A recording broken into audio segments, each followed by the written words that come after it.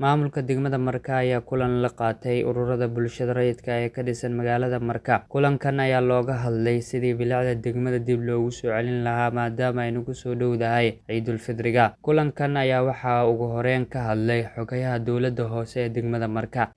Maanta wuxuu ku saabsanaa si loo dardargelin lahaa degmada nadaafadda darrada ka jirta si wax loogu qaban lahaa nadaafadda bilicda magaalada maadaama ay soo dhowdahay Ciidda Soofur haddana cudur oo daacuun iyo waxyaalahaas la sheegayo marka waxaa la go'aamiyey laga bilaabo berrito usbuucii inaan 2 maalin laga shaqeeyo magaalada usbuuc walbo ama 3 ama 2 maalmood laga shaqeeyo si nadaafadda magaalada bilicdeeda ay u soo baxdo.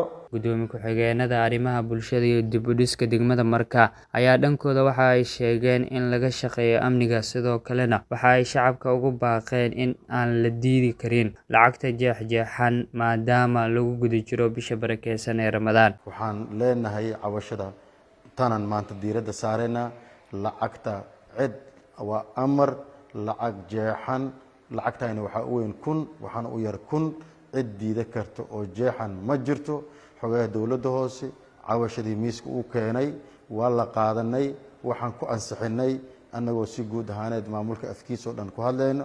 xogaha dowladda hoose waxaan amar buux ugu qabaa taliyaha saldhigga booliiska degmada Marka abaanduule maxalliga taliyaha ciidamada NISA 14 Oktoobar inta qeybood oo ka howlgasho degmada Marka waxaan faraynaa xogaha dowladda hoose waxaan leenahay amar buuxaad u qabtaa cid allaale cidii diidda lacag jeexan cidii diidda in tilaabo sharci waafaqsan laga qaado maxaa yeelay lacagtaas oo dadkan waa masaakiin in loo dhimriyay u baahan yihiin. maalinta berita ah in la bilaabo ololo nadaafadeed oo guud ahaan degmada la nadiifinayo si aan uga taxadirno cudurka koleera ee sababa kuleelka iyo wasakha